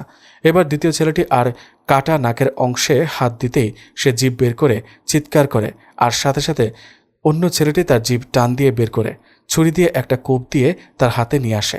অন্য ছেলেটি বেশ ছটফটিয়ে ওঠে, কিন্তু নিশির শক্তিতে সে বেশি নড়াচড়া করতে পারে না, শুধু গলা ছেড়ে চিৎকার করতে থাকে। এবার তুই সেটা তোর মুখে দে, মুখে দিয়ে এক পাশে দাঁড়িয়ে থাক। ছেলেটি আর কোনো কথা বলে না, চোখ বন্ধ করে কাটা জিভটি মুখে দিয়ে এক পাশে দাঁড়িয়ে পড়ে। নিশি ছেলেটিকে ছেড়ে দিতে ছেলেটি উঠে দাঁড়ায়। মুখ দিয়ে অঝোর ধারায় রক্ত পড়ছিল তার। নিশি জিভ মুখে নিয়ে দাঁড়িয়ে থাকা ছেলেটির হাত থেকে ছুরি কেড়ে নিয়ে জিভ কাটা ছেলেটির পায়ের রগ কেটে ফেলে। দুজনে সমানেই কেঁদে চলেছে। একজন গলা ছেড়ে কাঁদছে, অন্যজনের মুখের ভেতর জিভ থাকায় মুখের ভেতরই শব্দ করে কাঁদছিল। নিশি ছেলেটির ডান হাতের ওপর বসে একে একে আঙুলগুলোর ওপর কোপাতে শুরু করে। ছেলেটি বাম হাত দিয়ে নিশিকে অনেক ধাক্কাধাক্কি করে, কিন্তু কোনো কাজই হয়নি। নিশি একে একে ছেলেটির সব আঙুল কেটে ফেলে। বৃদ্ধা আঙুল কাটতে একটু সময় লেগেছে তার। কয়েকবার কোপ দেওয়ার পর কাটা স্থানে অনেকবার ছুরি চালাতে হয়েছে নিশির। দাঁড়িয়ে থাকা ছেলেটি এই নিয়ে কয়েকবার প্রস্রাব করে দিয়েছে। আব্বে, আরেকবার যদি এমন কিছু দেখি তো সেটাও কেটে মুখে পুরে দিব। এদিকে ছেলেটি আর সহ্য করতে না পেরে অজ্ঞান হয়ে যায়। নিশি একে একে ছেলেটির সব রগ কেটে ফেলে। নিশি ছুরি দিয়ে ছেলেটির বুক চিরে হাতিয়ে হাতিয়ে হৃৎপিণ্ড ছিঁড়ে বের করে আনে। হৃৎপিণ্ডটি কেমন যেন একটু নড়াচড়া করছিল, আর এদিকে ছেলেটির শরীরও নিস্তেজ হয়ে আসে। ঘাট থেকে চামড়া ছেলা শুরু করে নিশি। দাঁড়িয়ে থাকা ছেলেটি একটু পরপর সেদিকে তাকিয়ে দেখছিল। কিরে, কিছু চাই তোর? ছেলেটি মাথা নাড়িয়ে না করে এবং সাথে সাথে বমি করে দেয়। এই, তুই এত নোংরা কেন বলতো? ছেলেটি এদিকে সমানে বমি করেই যাচ্ছে। এখন তোর এসব শেষ হলে যে ডায়েরিটা ফেলে দিয়েছিলি সেটা খুঁজে দে। ছেলেটি ডায়েরিটি খুঁজতে থাকে। নিশি এদিকে লাশটির ছাল ছাড়াচ্ছে বড় বড় টান দিয়ে। ছেলেটির পেশির মাংস তখনও একটু একটু কাঁপছিল। পেট ও বুক হতে পুরো চামড়া ছিলে ফেলা হলে সেখান থেকে টুকরো টুকরো করে মাংস কেটে সে ব্যাগে ভরতে থাকে। হৃৎপিণ্ড থেকে এক কামড় খেয়ে সে বাকিটা ব্যাগে ঢুকিয়ে নেয়। ছেলেটির চোখ খোলা ছিল। নিশি চোখের পাপড়ি আর চোখে উপরে থাকা ভ্রু এর চামড়া কেটে ফেলে দেয়। নিশির ছুরির মাথার অংশ দিয়ে চোখগুলোর ওপর পরপর জোরে জোরে আঘাত করে ছিদ্র করে ফেলে। চোখ দুটি কোটরের ভেতরেই থেতলে যায়। এমন এক অদ্ভুত ভয়ঙ্কর মুখমণ্ডল দেখলে যে কেউ অজ্ঞান হয়ে পড়ে যাবে। ছেলেটি ডায়েরি হাতে দাঁড়িয়ে দেখছে। নিশি শেয়ালের মতো লাশটি থেকে গায়ের মাংস কামড়ে ছিঁড়ে ছিঁড়ে খাচ্ছে। এমন ভয়ানক দৃশ্য দেখে ছেলেটি সেখান থেকে পালাতে চাইলেও তার পা যেন আর চলছে না। সাথে সাথে অজ্ঞান হয়ে পড়ে সে। নিশি ছেলেটির কাছে গিয়ে তার কাপড়গুলো খুলে আলাদা করে রাখে। তারপর ছেলেটির কপালে সোজাসুজি ছুরি ঢুকিয়ে দেয়। কিছুক্ষণের মাঝে দ্বিতীয় ছেলেটিও মারা যায়। তোর এই জিনিসটা আজকে বেশ পায়তারা করেছে। এই বলেই তার পুরুষাঙ্গ কেটে দূরে ছুঁড়ে মারে। তা দিয়ে গল গল করে রক্ত পড়তে থাকে। নিশি ছেলেটির পায়ুপথে ছুরি ঢুকিয়ে উপরের দিকে একটা হ্যাচকা টান দেয়। সাথে সাথে দুই ভাগ হয়ে যায় লাশের পাকস্থলী। ছেলেটির বুক চিরে হৃৎপিণ্ড বের করে এরপর ব্রেঞ্চিতে বসে খাওয়া শুরু করে। খাওয়া শেষ হলে নিশি তার নিজের কাপড়ে হাত মুছে নিয়ে গা পরিষ্কার করে নেয়। তারপর একটু আড়াল হয়ে নিজের কাপড় ছেড়ে ছেলেটির কাপড় পরে নেয়। ডায়েরিটা তখন রাস্তায় খোলা অবস্থায় পড়েছিল। রাস্তা থেকে ডায়েরিটা তোলার সময় একটি লাইন তার নজর কাড়ে। নিশি পুরো ডায়েরিটা এক নজরে পড়েছিল, যার কারণে অনেক লাইনই সে ভালোভাবে খেয়াল করেনি। যতদিন আমার অস্তিত্ব থাকবে নিশির হিংস্রতা দিন দিন বাড়তে থাকবে। নিশি বুঝতে পারে তার এই হিংস্রতার পেছনে নিশ্চয়ই তার আসল বাবার কোনো সম্পর্ক রয়েছে। নিশি ছেলে দুটির ব্যাগ হাতাতে লাগলো। মোবাইল আর টাকা দেখতে পেয়ে সে খুব খুশি হয়। এখন শুধু সকাল হওয়ার অপেক্ষা। সকাল হওয়ার আগে ছেলে দুটির লাশ বেশ আরামদায়কভাবেই খেয়ে শেষ করে ফেলেন নিশি। এদিকে সাদ সাহেব নিশিকে অনেক খোঁজাখুঁজির পরেও পেলেন না। নিশিকে না পেয়ে সাদ সাহেব পাগল প্রায়। কোথায় যেতে পারে মেয়েটা? কয়েকদিন পর হঠাৎ মাঝরাতে সাদ সাহেবের ঘুম ভেঙে যায়। স্বপ্নে কি দেখছেন তিনি তা মনে করার চেষ্টা করেন। স্পষ্ট কিছুই মনে করতে পারছেন না। তবে তার মনে হলো কেউ একজন চিৎকার করে বলছে, আব্বু বাঁচাও, আব্বু বাঁচাও। মাথার ওপর ফুল স্পিডে ফ্যান খুললেও ঘামে ভিজে গিয়েছেন তিনি। সে রাতে আর ঘুম হলো না তার। পরের দিন সকালে বাগানে এদিক ওদিক হাঁটাহাঁটি করছিলেন সাদ সাহেব। ঠিক তখনই তার মনে হলো নিশি নিশাতের ডায়েরিটি নিয়ে গিয়েছে, আর সেখানে সে জঙ্গল সম্পর্কে সব লেখা রয়েছে। তার মনে অজানা এক আশঙ্কা তৈরি হতে থাকে। নিশি কি তাহলে তার আসল বাবার কাছে ফিরে গিয়েছে? ফিরে গেলে কি তারা একসাথে থাকবে, নাকি নিশির কোনো ক্ষতি করবে? যেহেতু নিশি অর্ধমানব, সাদ সাহেবের মন অস্থির হয়ে আছে। তিনিও সিদ্ধান্ত নিলেন তিনি সে জঙ্গলটাতে যাবেন। তিনি জানেন সেখানে গেলে তার প্রাণহানিও হতে পারে, কিন্তু তবুও তিনি সেখানে যাবেন। কেননা এখন তার হারানোর কিছুই নেই। তার কাছে এখন এই পৃথিবীটা সম্পূর্ণরূপে নিষ্ঠুর মনে হতে লাগলো, যেখানে তিনি একা পড়ে রয়েছেন। আর এভাবে একা বেঁচে থাকার কোনো অর্থ তিনি খুঁজে পান না। বাসায় গিয়ে কয়েকটা পানির বোতল, কিছু খাবার আর কিছু প্রয়োজনীয় জিনিসপত্র নেওয়ার সময় ক্রুশটিও সাথে নিয়ে নেন সাদ সাহেব। আর দেরি না করে গাড়ি নিয়ে বেরিয়ে পড়েন জঙ্গলটির উদ্দেশ্যে। কয়েক ঘন্টার মধ্যে তিনি সেখানে পৌঁছে যান।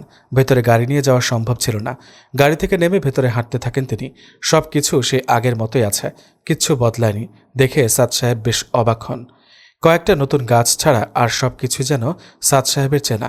তবে বাড়িটা যেন কোনো দিকে ছিল সেটা ঠিক মনে করতে পারছে না সাদ সাহেব। হাঁটতে হাঁটতে প্রায় অনেকটা ভেতরে চলে এসেছেন তিনি। আকাশটার দিকে তাকিয়ে মনে হলো বিকেলবেলা গুটি গুটি পায়ে সন্ধ্যের দিকে এগোচ্ছে। একটু বসে বিশ্রাম নিয়ে আবারও হাঁটতে শুরু করেন তিনি। আরেকটু এগোতেই আশেপাশের সবকিছু চেনা চেনা লাগে সাদ সাহেবের। হ্যাঁ, এই তো সামনে সে বাড়িটি। এত বছর হওয়ার পরেও বাড়িটি আগের মতোই অক্ষত আছে। তিনি খুব সাবধানে ধীরে ধীরে বাড়ির দিকে এগোতে থাকেন। ভেতরে কয়েকবার উঁকি মেরেও তিনি কাউকে দেখতে পান না। ঠিক তখনই ওপর থেকে কিসের যেন শব্দ শুনতে পেলেন। ব্যাগ থেকে ছুরি বের করে তিনি সিঁড়ি বেয়ে আস্তে আস্তে উপরের দিকে উঠতে লাগলেন। উঠতেই তিনি দেখতে পেলেন নিশি নিচে পড়ে আছে, আর তার হাত পা শেকল দিয়ে বাঁধা। সাদ সাহেব পেছন থেকে নিশির কাঁধে হাত দিতেই নিশি চমকে ওঠে এবং ফিরে তাকিয়ে সাদ সাহেবকে দেখতে পান। আব্বু, তুমি এখানে কেন এসেছো? ও তোমাকে মেরে ফেলবে, প্লিজ যাও এখান থেকে। আমি তোমাকে নিতে এসেছি, তোমাকে ছাড়া আমি কিছুতেই যাব না। চলো তাড়াতাড়ি ওঠো এখান থেকে। আমি তো একটা শয়তানের মেয়ে, মানুষ খেয়ে ফেলি, তোমাকেও খেতে চেয়েছি, তবুও কেন তুমি আমাকে বাঁচাতে চাইছ? তোমার এই অবস্থার জন্য তুমি দায়ী নাও, আর তুমি তো চেষ্টা করলে আবার স্বাভাবিক হয়ে আসতেও পারো, তুমি যদি চাও। হ্যাঁ আব্বু, আমি চাই। বিশ্বাস করো, সেদিন চলে আসার পর আমি একটিও ভালো মানুষকে খাইনি। ভালো মানুষ খাওনি বলতে? নিশি সাদ সাহেবকে সেদিনের ঘটনা খুলে বলে, আর এও জানায় তাদের মোবাইল থেকে গুগল ম্যাপে এই জঙ্গলের রাস্তা খুঁজে নেয়, আর তার মায়ের ডায়েরিতেও এই জঙ্গল সম্পর্কে লেখা আছে। তোমার মায়ের ডায়েরিটা কোথায়? ওই যে ব্যাগের ভেতরে আছে। সাদ সাহেব নিশির হাতে পায়ের বাথা শিকল অনেক কষ্টে খুলে দেন। তুমিও তো তারই মেয়ে, তাহলে তোমাকে কেন বেঁধে রেখেছে? শয়তান তো আব্বু, শয়তানই করবে। আমি তার কথা শুনিনি, তাই সে চেয়েছিল আমি যেন তার জন্য এখানে মেয়ে নিয়ে আসি, আর সে সবার সাথে খারাপ কাজ করবে। আমাকে এও বলেছে তার কাজ শেষ হলে দুজন মিলে সে মেয়েটিকে খেয়েও ফেলব, কিন্তু আমি রাজি হইনি। তার সাথে আমার কথা কাটাকাটি হয়, এর মাঝে সে আমাকে বন্দি করে ফেলে। সে শয়তানটিকে মারার কোনো উপায় নেই? আমি ঠিক জানি না, সে বলেছে আমাকে। আজ থেকে প্রায় ৭০ বছর আগে এখানে একটি গ্রাম ছিল, আর সে ছিল সে গ্রামের সর্দারের ছেলে। কিন্তু মেয়েদের প্রতি তার বেশ দুর্বলতা থাকার কারণে সে প্রায়ই মেয়েকে এই বাড়িতে তুলে নিয়ে আসত আর খারাপ কাজ করত, আর তাদের খুব নৃশংসভাবে হত্যা করত। সে দেখতে খুব বিশ্রী কদাকার হওয়াতে তাকে কেউ বিয়ে করতে চাইত না।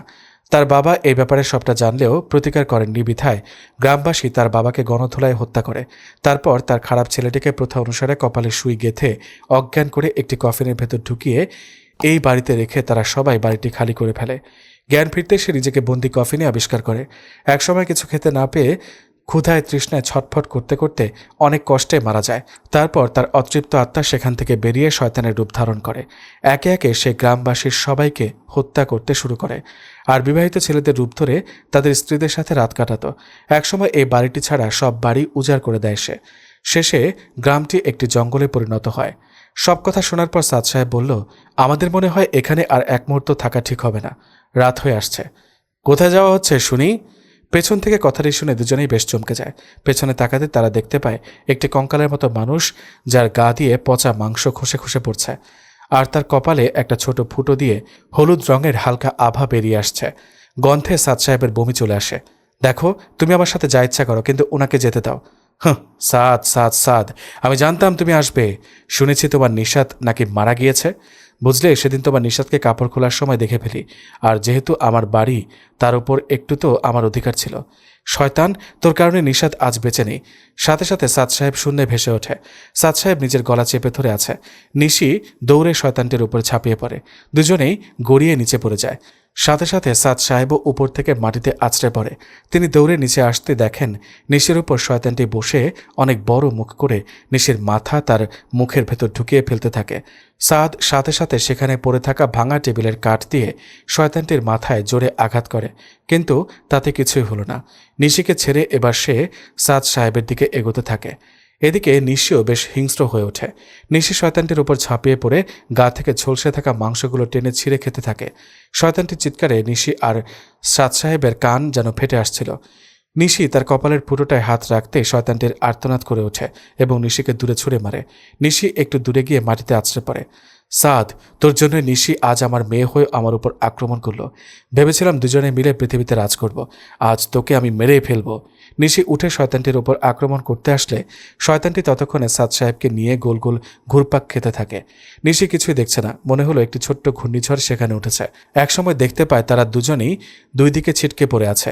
কিন্তু এ কি, এ যে দুটো সাদ সাহেব! নিশি বুঝে উঠতে পারছে না কে যে আসল সাদ সাহেব। আমি আমি আসল সাদ। না নিশি, ওর কথা একদম শোনো না। নিশি, তুমি আমার দিকে তাকাও। না না নিশি, ও তোমাকে বশ করে ফেলবে, তুমি সেদিকটা দেখবে না। নিশির সামনের দুই দিকে দুজন সাদ সাহেব। নিশির আসল সাদ সাহেবকে যে করেই হোক বাঁচাতে হবে। ঠিক তখনই সে খেয়াল করলো ডান দিকের সাদ সাহেব মাথা নাড়িয়ে ইশারা দিল, আর সাথে সাথে নিশি মাঝ বরাবর দৌড় দেয়। তাদের দুজনেরই কাছাকাছি আসতে ডান দিকের সাদ তার পকেট থেকে ক্রুশটি নিশির হাতে ছুঁড়ে মারে। ক্রুশটি হাতে নিতেই নিশি বাঁ দিকে সাদ সাহেবের কপালের মাঝ বরাবর ক্রুশটি দিয়ে আঘাত করতেই শয়তানের আসল রূপ বেরিয়ে আসে। শয়তানটির কপালে জ্বলতে থাকা হলুদ আলোয় পুরো বাড়ি আলোকিত হয়ে ওঠে। এই তুই কি করলি বলেই শয়তানটির গায়ের মাংস গরমে টকবক করতে থাকে। নিশি ক্রুশটি টান দিয়ে নিয়ে সেখান থেকে সরে আসে। শয়তানটি বসে চিৎকার করছে, বাড়িটি ভেঙে যাচ্ছে। সাদ সাহেব এর মাঝেই ওপর থেকে নিশাতের ব্যাগটা নিয়ে আসে, যাতে ছিল নিশাতের ডায়েরিটি। এরপর নিশির হাত ধরে বাড়িটি থেকে বেরিয়ে আসতেই বাড়িটি ভেঙে ধুমড়ে মুচড়ে যায়, আর এক হলুদ আলোর রশ্মি আকাশের দিকে উঠে যেতে থাকে। হলদে আলোতে আশপাশের সবকিছু দিনের মতো দেখাচ্ছে। সাদ সাহেব নিশির দিকে তাকাতে তিনি দেখতে পান নিশি মাটিতে শুয়ে পড়েছে, আর তা থেকে কালো ছায়ার মতো কি যেন সব উড়ে যেতে থাকে। আব্বু, আমি মনে হয় মারা যাচ্ছি, আমাকে ক্ষমা করে দিও, তোমাকে অনেক কষ্ট দিয়েছি। সাদ সাহেবের চোখ বেয়ে অশ্রু গড়াতে থাকে। সাদ সাহেব কিছু না বলে অজ্ঞান নিশিকে কোলে তুলে নেন। এরপর জঙ্গল থেকে বের হওয়ার রাস্তা খুঁজতে থাকেন। প্রায় সকাল হয়ে গেল। সাদ সাহেব রাস্তার ধারে তার গাড়িটি দেখতে পান। আজ খুব সুন্দর ঝলমলে সকাল দেখতে পান সাদ সাহেব। নিশির গা খুব গরম হয়ে আসছে। রোদের আলো নিশির গায়ে সরাসরি পড়তে সাদ সাহেব দেখতে পান নিশির গায়ের রং পরিবর্তন হয়ে এসেছে। নিশি আগের মতো কালো নেই, খুব ফর্সা গায়ের রং।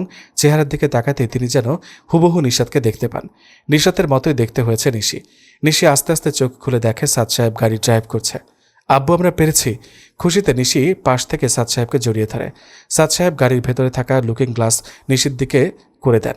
নিশি নিজেকে দেখে চমকে ওঠে। তুমি তোমার মায়ের মতোই সুন্দরী হয়েছ নিশি। নিশির দুই চোখ বেয়ে পড়া নোনা পানি তার গোলাপি মুখখানা ভিজিয়ে দেয়। আব্বু, আব্বু, নুডলস খাবো। কিসের? গরুর মাংসের। সাদ সাহেব সে বাড়িটি বিক্রি করে অন্য শহরে চলে আসেন। শহরেই সবার মাঝে একটি ফ্ল্যাট ভাড়া করে থাকতে শুরু করেন তারা। সকালে নিশি রুমে পড়ার টেবিলে নীল রঙের নিশাতের কবিতার ডায়েরিটি দেখতে পান সাদ সাহেব। এখানে তো একটি পৃষ্ঠাও ছিল না। ডায়েরিটি খুলতে নিশাতের সব কবিতা সেখানে তিনি দেখতে পান। নিশি আবারও খুব সুন্দর করে তার মায়ের কবিতার ডায়েরিটি লিখেছে। সাদ সাহেব নিশির রুমে বসে একে একে সব কবিতা পড়তে থাকে। শেষ পৃষ্ঠায় এসে সাদ সাহেবের নজর আটকে যায়। আমি পিপাসিত শিহরঞ্জিত গুঞ্জন, আমার প্রিয় রক্ত আর প্রিয়জন। নিশির দিকে তাকাতে তিনি খেয়াল করেন নিশি উঠে বসে আছে। তারপরই সে তার প্রিয় সুরটি তুলে রহস্যের এক হাসি দেয়। যদি ভালো লেগে থাকে অবশ্যই গল্পটিতে লাইক দিবেন, কমেন্ট করবেন, শেয়ার করবেন এবং অবশ্যই সাবস্ক্রাইব করবেন।